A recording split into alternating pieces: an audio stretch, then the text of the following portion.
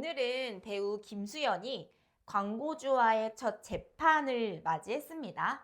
지난 3월부터 시작된 사생활 논란이 법정 공방으로 번지면서 어떤 양상을 보이고 있는지 이런 사건의 타임라인과 함께 또 양측 주장을 다시 한번 정리를 해보고요. 그 과정에서 우리가 놓치고 있는 것들, 그리고 이제 취재 기자로서 느낀 좀 한 가지 아쉬움에 대해서 말씀을 드리겠습니다. 네, 지난 3월 유튜브 채널 가세연이 김수영과 고 김세론의 미성년자 시절 교제 의혹을 제기하면서 모든 것이 시작이 됐습니다. 유족 측은 고인이 만 15세였던 2016년부터 6년간 교제했다고 주장했습니다. 이에 김수현은 3월 31일 직접 기자회견을 자청했습니다. 저와 고인은 5년 전, 눈물의 여왕이 방영되기 4년 전에 1년여 정도를 교제를 했다. 고인이 성인이 된 2019년 여름부터 2020년 가을까지 교제했다고 밝히며 미성년자 시절 교제를 전면 부인했습니다. 네, 이렇게 논란이 불거지자 화장품 브랜드 A사를 비롯한 광고주들이 잇따라 모델 계약 해지를 발표했습니다. A사는 브랜드가 추구하는 가치와 소비자의 신뢰를 지키기 위한 결정이라고 밝혔는데요. 4월에는 본격적인 법정 공방이 시작됐습니다.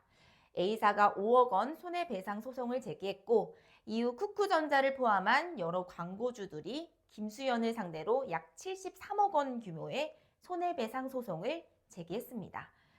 30억 원대 성수동 아파트에 대한 가압류도 신청이 됐죠. 이에 따라 김수현 측도 맞대응에 나섰습니다. 가세현 김세의 대표와 유족을 명예훼손 혐의로 고소하고 120억 원 규모의 손해배상 소송을 제기했습니다. 네, 11월 14일 쿠쿠전자 손해배상 소송의 첫 변론 기일이 열렸고 오늘 21일에는 소장이 접수된 지 7개월 만에 A사의 손해배상 소송 첫 변론 기일이 열렸습니다.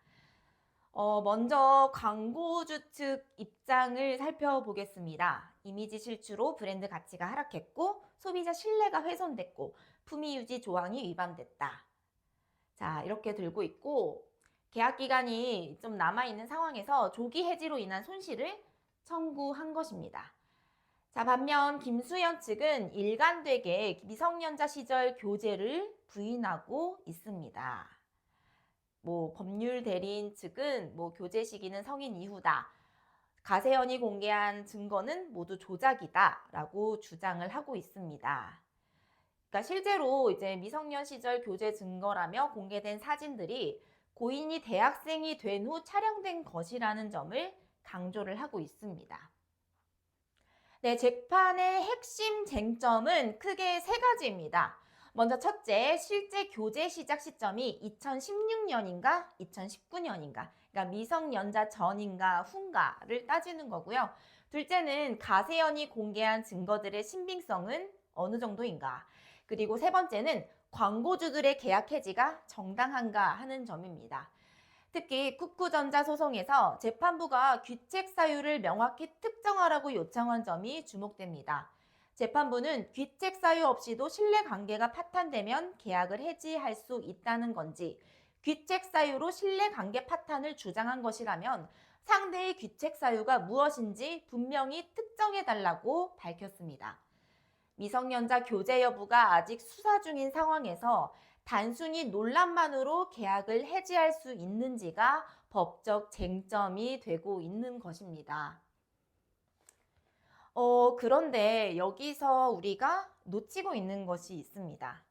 국내에서는 김수현이 이런 73억 원 소송에 시달리고 또 활동도 전면 중단이 됐지만 해외에서는 그의 작품들이 여전히 사랑받고 있다는 사실입니다. 자, 올해 6월 브라질 최대 민영 방송사 SBT에서 별그대 방영이 시작했고 7월에는 멕시코 대표 방송사에서 그 별그대가 시작이 됐습니다. 2013년 이후로 11년 만에 남미에 진출한 것입니다. 일본에서도 해를 품은 달, 또 프로두샤 등이 동시다발적으로 재방영되고 있습니다. 자, 해외 팬들의 응원도 여전히 뜨겁습니다. 뉴욕 타임스퀘어, 도쿄 시부야 등 세계 주요 도시의 대형 전광판에 축하 광고, 그러니까 이제 지난 9월에 김수현이 데뷔 18주년을 맞이했는데 이런 축하 광고가 게재가 됐고 일본 팬들은 그 일본 유명 매거진에 직접 김수현을 옹호하는 기사를 게재하기도 했습니다. 자, 이거는 극명한 대조입니다. 국내에서는 73억 원 소송, 또 부동산인까지 가압류가 되고 활동 중단이라는 암울한 상황이 펼쳐지는 동안 해외에서는 그의 작품들이 이렇게 여전히 사랑받고 있었습니다. 김수현은 별그대, 또 눈물의 여왕 등으로 한류를 전 세계에 알리며 국위선양에 기여해온 배우입니다. 그런데 지금 이 모든 가치가 한순간에 묻혀버릴 위기에 처해 있습니다. 네, 여기서 이제 취재 기자로서 한 가지 느낀 아쉬움에 대해 솔직하게 말씀을 드리고 싶은데요. 저도 사실 지난 3월 31일이었죠. 김수현 씨의 기자회장에 직접 참석을 했었습니다. 이제 그날 현장에서는 김수현 씨가 입장을 밝히고 이후에 기자들의 질문이 정말 많았습니다. 뭐 김세론과 처음 만난 게 언제냐, 또 어떤 관계였느냐, 왜 이렇게 늦게 해명하느냐, 이렇게 쏟아지는 질문들이 있었죠. 그런데 한 가지 아쉬운 점이 좀 있습니다. 만약에 김수현의 억울함이 진심이었다면 그동안 이제 지금까지 오면서 이런 소속사나 변호사의 공식적인 입장보다는 진심이 묻어나는 해명이나 뭐 심정이 이렇게 켜켜이 쌓여왔다면 이제 대중들이 와닿는 느낌이 좀 더 좋지 않았을까 하는 생각이 듭니다. 팬들이 더 억울해하는 상황이에요. 뭐 근데 팬들이 억울해하면은 그 억울함이 팬심에 묻혀버리는 측면이 좀 있잖아요. 이제 본인이 그런 모습을 좀 더 내비쳤다면 그 마음이 이제 대중에게 녹아들지 않았을까 하는 그런 심정입니다. 그리고 그 소속사분들도 정말 고생을 많이 하신 것 같아요. 이게 언론사들 찾아다니시면서 이렇게 접촉도 직접 해보시고 또 다방면으로 대응하려고 노력하신 게 사실 보입니다. 뭐 법률 대리인분들도 유튜브를 통해서 적극적으로 반박하고 계시고요. 그런데 그 방법에 좀 아쉬움이 남는 거죠.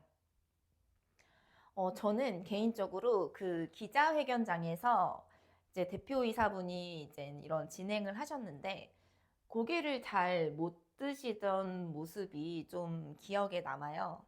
이게 아마 그 미리 기자회견 하기 전에 질문을 안 받겠다고 이제 예고를 다 했는데 그런 좀 분위기, 그런 일방적인 기자회견의 분위기에 좀 위축되신 게 아닐까 하는 생각이 좀 들더라고요. 물론 잘못이 있다면 반드시 처벌받아야 합니다. 하지만 그 처벌은 법원이 하는 것이죠. 그러면 저희는 좀 더 따뜻한 마음에서 바라보면 어떨까 하는 아쉬움이 조금 남는 점이 있어서 이렇게 말씀을 드리고 싶었습니다. 네, 김수현의 손해배상 소송은 이제 본격적인 법정 공방이 시작됐습니다. 재판부가 어떤 판단을 내릴지 그리고 진실이 무엇인지는 앞으로의 재판 과정을 지켜봐야 할 것 같습니다. 다만 우리가 이제 놓치고 있는 것들, 또 그가 쌓아온 문화적 가치도 함께 기억되었으면 합니다. 그리고 좀 더 진심 어린 소통이 있었다면 하는 아쉬움도 좀 남게 되네요. 네, 지금까지 5분 연애였습니다. 감사합니다. 구독, 좋아요, 댓글, 알림 신청 꼭 눌러주세요. 주말